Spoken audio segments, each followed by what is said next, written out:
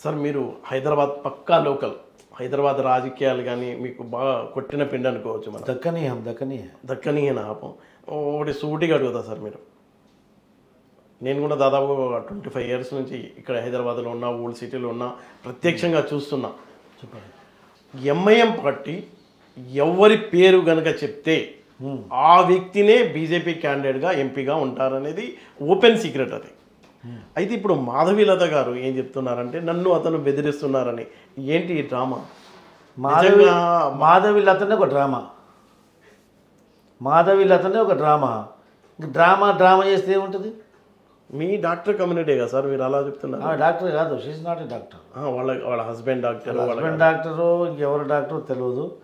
ఆమెకు కిషన్ రెడ్డికి ఉన్నటువంటి సంబంధం వల్ల, ఫ్రెండ్షిప్ వల్ల కిషన్ రెడ్డి అసదుద్దీన్ ఓవైసీని సునాయాసంగా గెలిపించడానికి తీసుకొచ్చి కూర్చోబెట్టిన నాయకురాలు కూడా కాదు, ఒక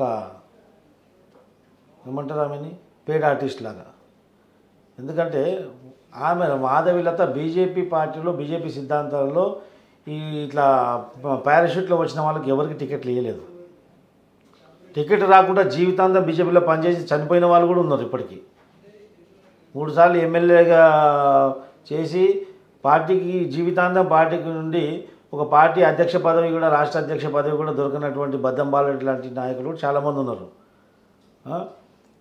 54 సార్లు కార్పొరేటర్ గెలిచి ఫ్లోర్ లీడర్ కావాలని చెప్పేసి జిహెచ్ఎంసీ ఎన్నికలు అయినాక కూడా సంవత్సరంన్నర వరకు కూడా ఫ్లోర్ లీడర్ని వేయకుండా ఆయన ఫ్లోర్ లీడర్ ఆశ పెట్టుకొని అలాగే ఉండి వేరే వ్యక్తిని అనామకుని కొత్తగా వచ్చిన మన ఫ్లోర్ లీడర్ అనౌన్స్ చేస్తే మనస్తాపం చెంది చనిపోయినటువంటి కార్పొరేటరు దేవర కరుణాకర్, కార్వాన్ కార్పొరేటర్, గుడ్డి మల్కాపూర్ కార్పొరేటర్.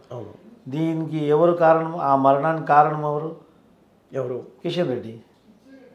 కార్యకర్తలని, బీజేపీ నాయకులని ఏమనుకుంటా రామ అని చెప్పేసి అనుకుంటా మెల్లగా వాళ్ళని హింసించి, వాళ్ళని రోజు స్లో పాయిజన్ ఇచ్చి పిండించి మానసికంగా వేధింపి చంపేస్తాడు కిషన్ రెడ్డి.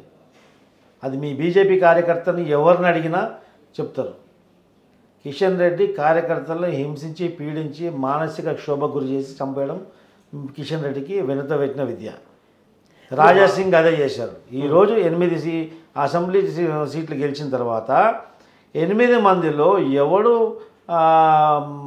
ఎక్కువ ఎక్స్పీరియన్స్ ఉంటాడు, ఎవడు సీనియర్ ఉంటాడు, అతను ఫ్లోర్ లీడర్ ఇవ్వాలి. ఆయనకి ఎందుకు చేయలేదు? ఫ్లోర్ లీడర్ రాజాసింగ్కి ఇవ్వకుండా కేవలం రెడ్డి ట్యాగ్ ఉందని చెప్పేసి, నీకు రెడ్డి తోక పెట్టుకున్నావు అని చెప్పేసి రెడ్డికి ఇచ్చాడు. కిషన్ రెడ్డి అగ్రవర్ణాల పక్షపాతి, ముఖ్యంగా రెడ్డి కుల సామాజిక వర్గం పక్షపాతి. ఇప్పుడు రాజాసింగ్ ఎంపీగా పోటీ చేస్తాడు అనే టాక్ కూడా కొంత. రాజాసింగ్ ఎంపీగా పోటీ చేస్తే రాజాసింగ్ ఇప్పటికే దేశవ్యాప్తంగా ఆయన పాపులర్ అయినాడు. మహారాష్ట్రకు అక్కడ ఇక్కడ పోయి దేశవ్యాప్తంగా సభలు చేస్తున్నాడు ఆయన. ఇక్కడ రాజాసింగ్ చేస్తే రాజాసింగ్ మొత్తం నేషనల్ మీడియా ఆయన కవర్ చేస్తుంది. కాబట్టి రేపు రాజాసింగ్ బీజేపీ రాష్ట్ర అధ్యక్షుని కూడా ఎమర్జ్ అయ్యే అవకాశం ఉంటుంది. కాబట్టి లేకుంటే ఇంకా రాజాసింగ్ కేంద్ర పార్టీకి, కేంద్ర ప్రభుత్వానికి అది అక్కడికి వెళ్తే ఇట్లా, కేంద్రంకి వెళ్తే ఇట్లా కిషన్ రెడ్డి యొక్క ప్రభావం తగ్గిపోతుంది. రాజాసింగ్ ఏ విధంగా అయినా ఒత్తాలని చెప్పేసి అనునిత్యం ప్రయత్నించాడు. గతంలో అసెంబ్లీ ఎలక్షన్లో ఒక రాష్ట్ర అధ్యక్షునిగా ఉండి రాజాసింగ్ నియోజకవర్గంలో ప్రచారానికి చేయలేదు, ప్రచారానికి రాలేదు. ఆయనే ప్రచారం చేసుకుంటూ యోగిని పిలిపించుకున్నాడు, ఆదిత్యనాథ్ యోగిని.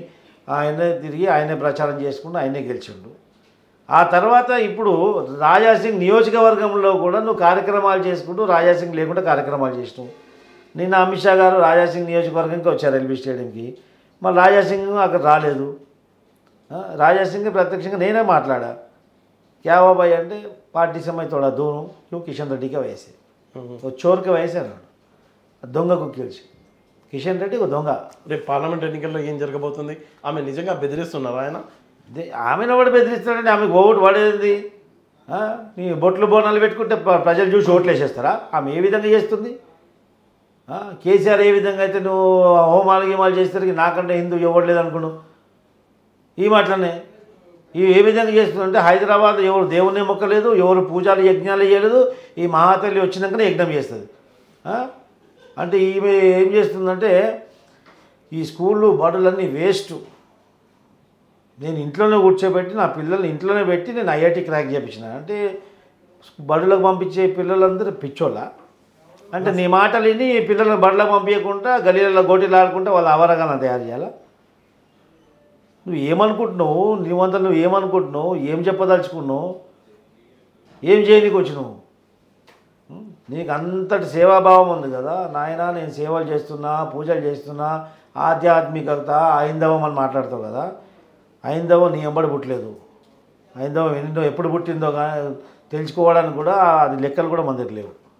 నువ్వు ఇప్పుడు వచ్చి కొత్తగా వచ్చి ఏ విధంగా చేసుకున్నావు? నువ్వు బొట్టు మీద బొట్లు, తాయితలు తాడులు కట్టుకొని వస్తే అందరూ ఎవరు హిందువులు నిన్ను చూసి ఎగబడి ఓటేస్తారనుకోవడం ఆమె యొక్క పిచ్చితనం. అది ఎంగంగా మాట్లాడినంత మాత్రాన హిందువులు ఆమెకి ఆకర్షితులై ఓటేయరు.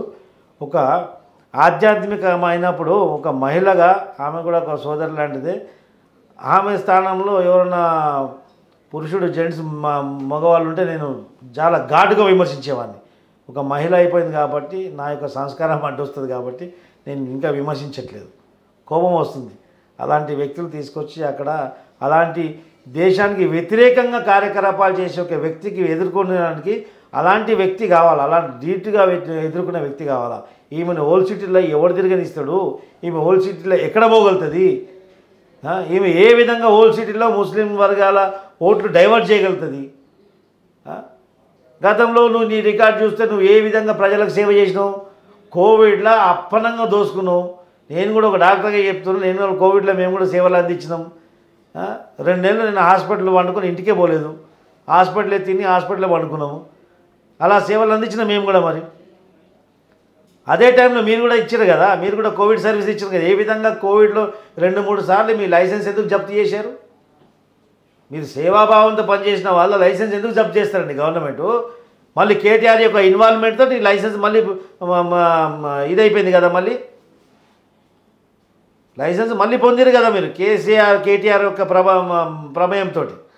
అంటే నువ్వు కేటీఆర్ నీకు సంబంధం లేదా? కేటీఆర్తో నీకు అనుకూలంగా లేవు. నువ్వు కేటీఆర్తో కలిసి ఉంటావు, కిషన్ రెడ్డితో కలిసి ఉంటావు, అందరితో కలిసి ఉంటావు.